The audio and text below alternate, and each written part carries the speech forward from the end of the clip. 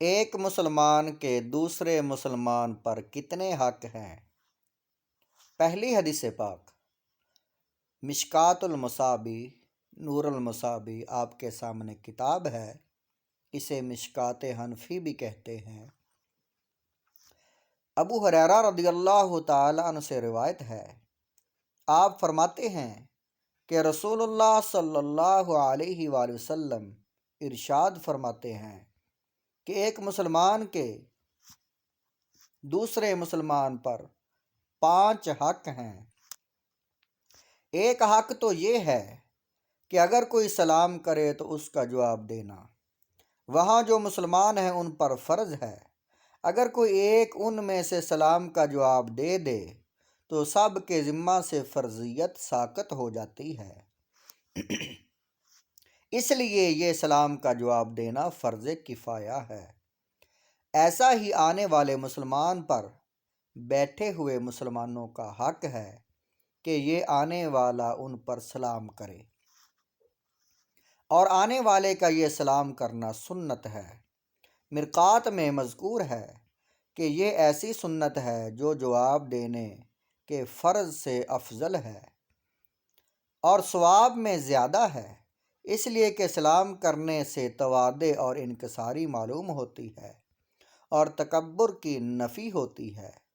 مسلمان کا مسلمان پر دوسرا حق یہ ہے، جب کوئی مسلمان بیمار ہو تو اس کی بیمار پرسی کی جائے، اور مسلمان کا مسلمان پر تیسرا حق یہ ہے کہ جب کوئی مسلمان مر جائے تو اس کے جنازہ کے ساتھ چلنا، کندھا دینا اور نماز کے بعد بھی ساتھ جانا اور دفن تک ٹھہرنا، یہ سب ایک مسلمان کے دوسرے مسلمان پر حق ہیں، اور یہ سب فرض کفایہ ہیں۔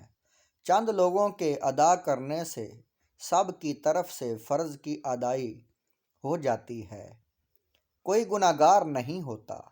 اگر کوئی مسلمان بھی ان کو ادا نہ کرے تو سب مسلمان گناہ گار ہوں گے۔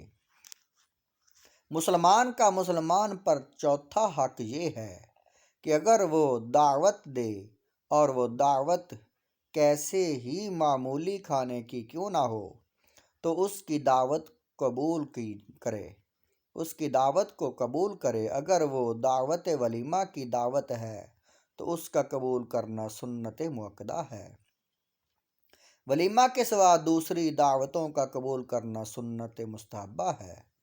اگر کسی عذر سے کوئی دعوت قبول نہیں کیا، خواہ ولیمہ کی ہو یا کوئی اور دعوت، تو خیر اور بات ہے، اور اگر بغیر کسی عذر کے دعوت ولیمہ ہو یا کوئی اور دعوت اس میں شریک نہ ہوا تو وہ اس وعید کا مستحق ہوگا جس کو رسول اللہ صلی اللہ علیہ وآلہ وسلم اس حدیث شریف میں ارشاد فرمائے ہیں، وَمَن لَّمْ يُجِبْ دَعْوَةَ فَقَدْ عَصَى اللَّهَ وَرَسُولَهُ، جو دعوت قبول نہیں کرتا، جو دعوت قبول نہیں کیا اور بلا عذر دعوت میں نہیں گیا تو اس نے اللہ کی اور اس کے رسول کی نافرمانی کی، اس لیے کہ وہ دعوت میں جاتا تو مسلمان کا دل خوش کرتا، دعوت میں نہ جا کر دعوت دینے والے کا دل دکھایا اور اس کی ہتک کیا۔ مسلمان کا مسلمان پر 5واں حق یہ ہے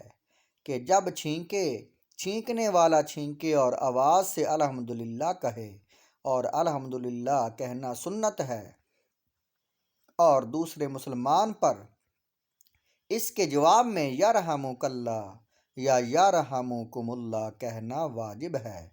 اگر حاضرین میں سے ایک بھی جواب میں یرحمک اللہ یا یرحمکم اللہ کہا تو سب کی طرف سے ادائی ہو جائے گی۔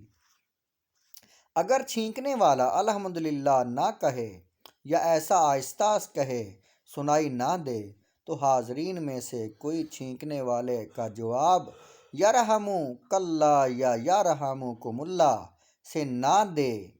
اگر چھینکنے والا الحمدللہ کہے تو سنت کی ادائی ہو جاتی ہے، مگر الحمدللہ کے ساتھ رب العالمین علی کل حال پڑھا۔